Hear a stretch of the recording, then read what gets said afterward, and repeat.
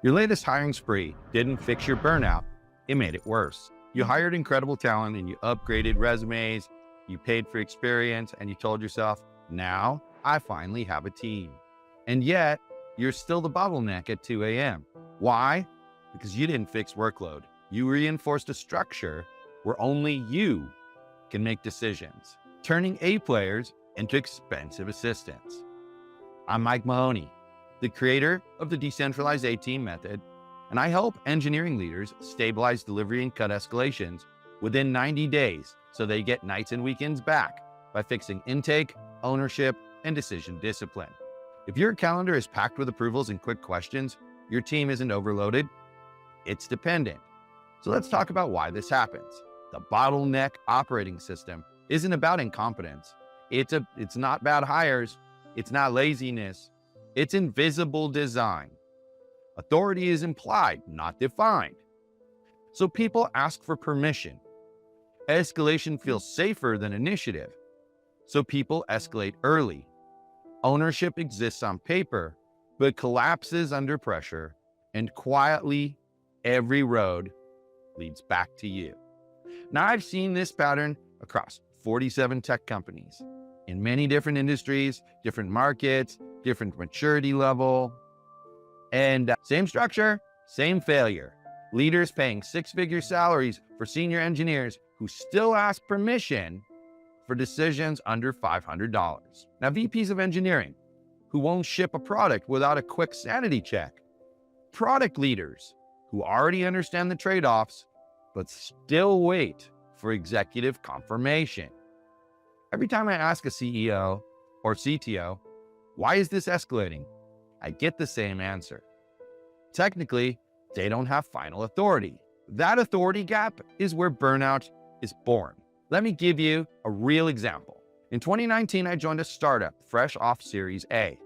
Smart founders, strong team, high expectations. Now, within my very first week, I was flooded with messages, product questions, design choices, minor bug fixes. But then one night, I couldn't believe it. This senior engineer messaged me asking permission for a change that would cost us less than a cup of coffee.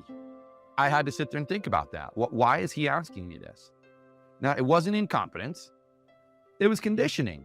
They'd been trained that safety lives at the top.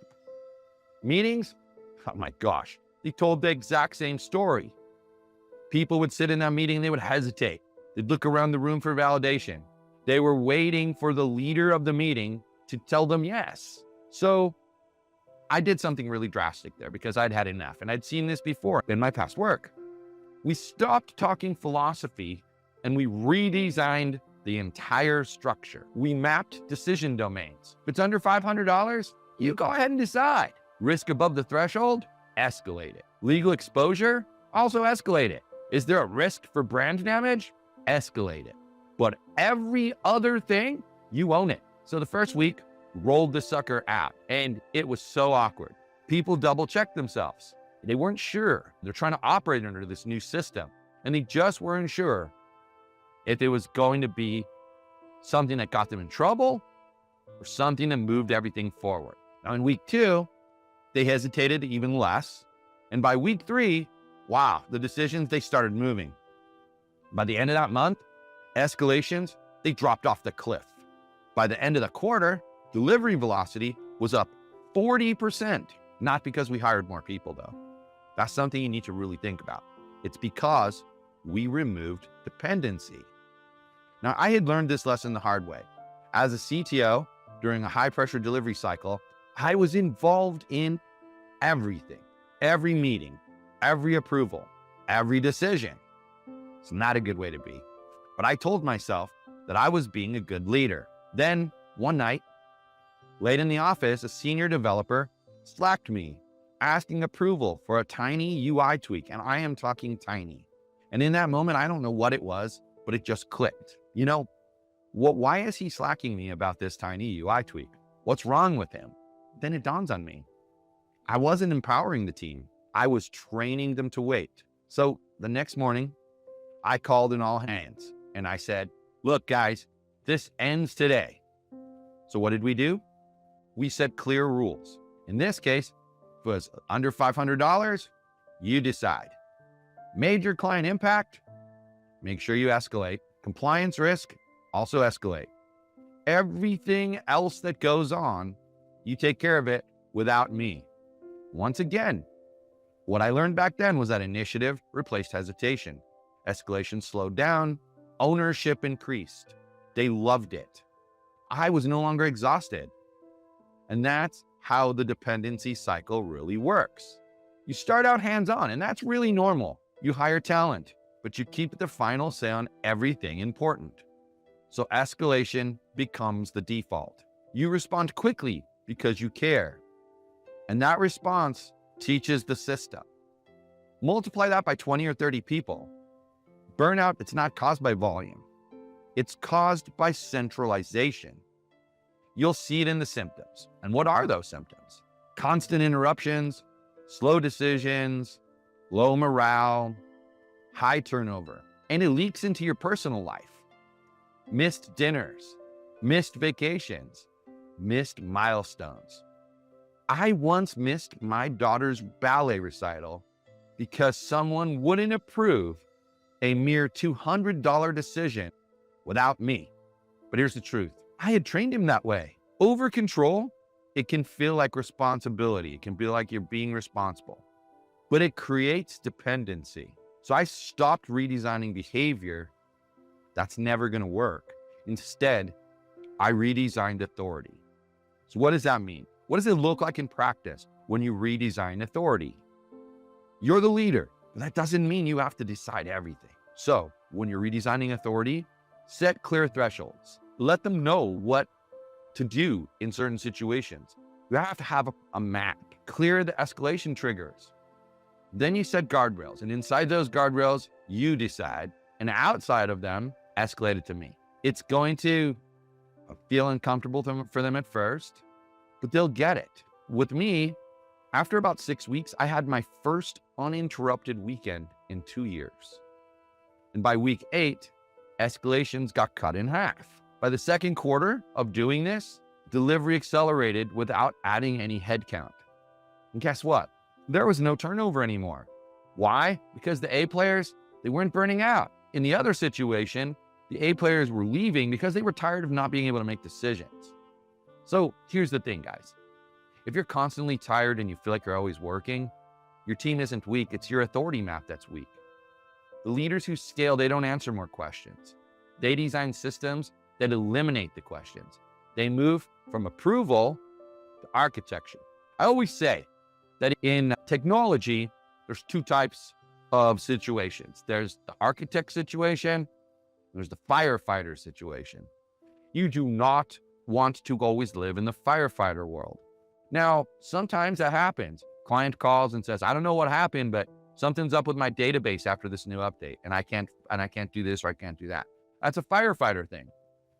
When they come to you and say, hey, I need this new feature, can you design it? That's an architecture thing. One has control and one is controlling you. Now, when you design systems that eliminate questions, you move from approval to architecture. So ask yourself this. What if you disappeared for 30 days? Would the decisions continue or would everything freeze? That's an important thing to admit to yourself too. Be honest about these things. If it freezes, you're not running a scalable system. You're running what I call the bottleneck operating system. And that system will always consume your nights, your weekends, your health, and eventually your talent. It's not about willpower, guys. It's not about hiring seniors.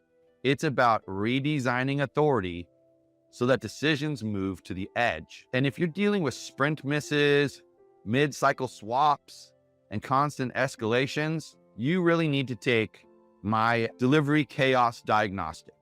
It's called the Firefighter CTO quiz, and it'll show you exactly which failure mode is driving the chaos and what to fix first. The link is in the description, but it's etle.show/firefighter quiz, because the goal isn't to be needed. It's to build a system that works without you. Now, this has been another episode of Gaining the Technology Leadership Edge. I apologize for it being so short today, but this is a very short and concise lesson that you all need to learn. My guest today was a no-show. I had a nice 45 minute to an hour long episode planned for you guys, and this person just didn't show up. So I apologize for that. Came up with this quick lesson just off the cuff and thought I would present it to you. If you have these problems, reach out to me on LinkedIn, send me a DM. Let's chat. No sales pitch. I'm here to help. I have frameworks that will take care of this in less than 90 days. So reach out to me. I'm Michael Mahoney, Mahony, on LinkedIn. If you're watching on LinkedIn, you obviously know where to find me. If you're watching on YouTube, go over to LinkedIn and look me up. Michael Mahoney, Mahony. And you can also send a message to hello@gtle.show. So once again, if you like this kind of content, help us out. Subscribe to the channel. That's one way you can help us out. Like the video. It lets the algorithm know that this is a video worth watching. And then ring that bell notification, because that bell notification is going to alert you when new videos come out from Gaining the Technology Leadership Edge. Hope you have a great week, and I'll see you back here next week with another great technology leadership topic.